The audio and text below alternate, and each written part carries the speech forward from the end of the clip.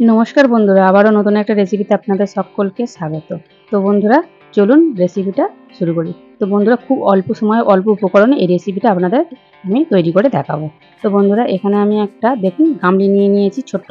তো এর মধ্যে দেখুন আমি পরিমাণ মতো ময়দা দিয়ে দিয়েছি, আর চিনিটা আমি অল্পই দেব, বেশি দেব না। তো বন্ধুরা, এখানে আমি একটু অল্প লবণ দেব, দিয়ে ভালো করে মিক্স করে নিচ্ছি।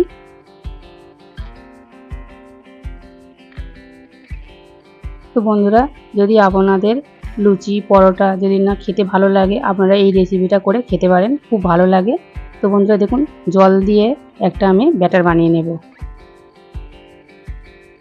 খুব মোটা হবে না আর খুব পাতলা হবে না, তো মিডিয়াম হবে। দেখুন বন্ধুরা, মিডিয়াম থেকে একটু পাতলা হবে। তো দেখুন আমি কিভাবে করেছি, ঠিক এরকম হবে। তো বন্ধুরা, ব্যাটারটা আমার রেডি হয়ে গেছে। এবার চিনিটা একটু গলবে, সেই জন্য আমি একটু চাপা দিয়ে রেখে দেবো 5 মিনিটের মতো।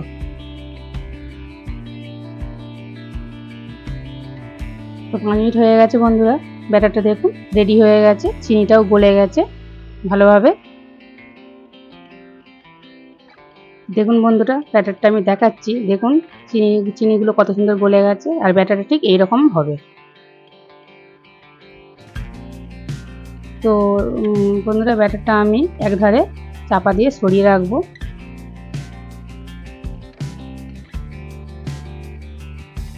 তো বন্ধুরা, আমি এখানে একটা বাটি নিয়েছি দেখুন। এবারে এগুলো ভাজতে তেল লাগবে, তো সেই জন্য আমি এখানে কিছুটা সাদা তেল নিয়ে নিলাম, আর এতে একটু আমি ঘি দিয়ে দেব। ঘি দিলে কি সুন্দর মানে একটা সেন্ট আসে, তো সেই জন্য খুব ভালো লাগে খেতে। তো সেই জন্য আমি একটু ঘি দিয়ে দিলাম এতে। ঘিটা দিয়ে ভালো করে আমি ফেটিয়ে তেলের সঙ্গে মিক্সড করে নেব।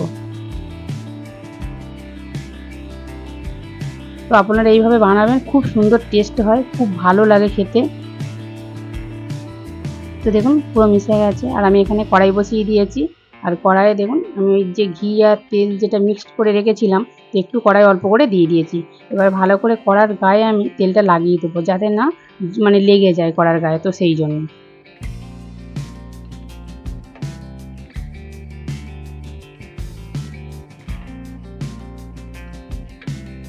তো আমি এবার এখানে অল্প একটু ব্যাটার দেবো,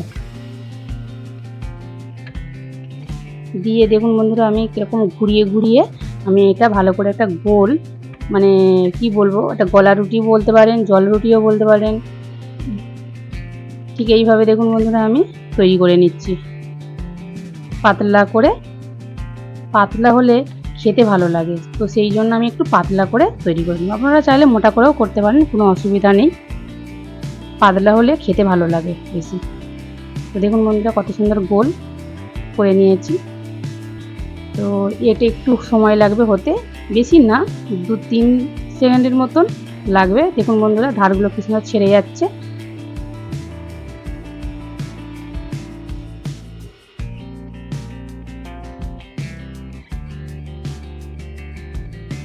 এগুলো খুব সাবধানে তুলতে হবে বন্ধুরা, তা না হলে মানে খুন্তি লেগে কেটে যেতে পারে। তো দেখুন বন্ধুরা এক পিঠ হয়ে গেছে, আর এক পিঠ আমি ওই ঘি আর তেল যে মিক্স করে রেখেছিলাম সেইটা দিয়ে আরও ভালো করে একটু ভেজে নেব অন্য পিঠটা। তো বন্ধুরা, আপনাদের কাছে আমার একটাই রিকোয়েস্ট, ভিডিওটা যদি ভালো লাগে লাইক শেয়ার কমেন্ট অবশ্যই করবেন, চ্যানেলটিকে সাবস্ক্রাইব করে পাশে থাকবেন, আর বন্ধুদের সঙ্গে শেয়ার করবেন।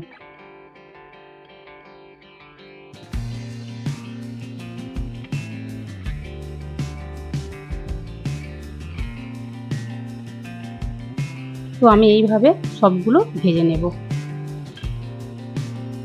তো দেখুন বন্ধুরা কত সুন্দর ভাজা হয়ে গেছে, আর আমার সবগুলো ভাজাও হয়ে গেছে দেখুন।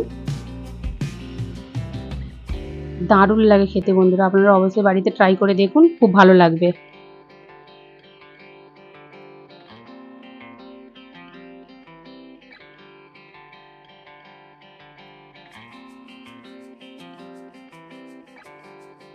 তো বন্ধুরা, দেখা হচ্ছে নতুন একটা রেসিপি নিয়ে, ততক্ষণের জন্য ভালো থাকুন, সুস্থ থাকুন, সাবধানে থাকুন।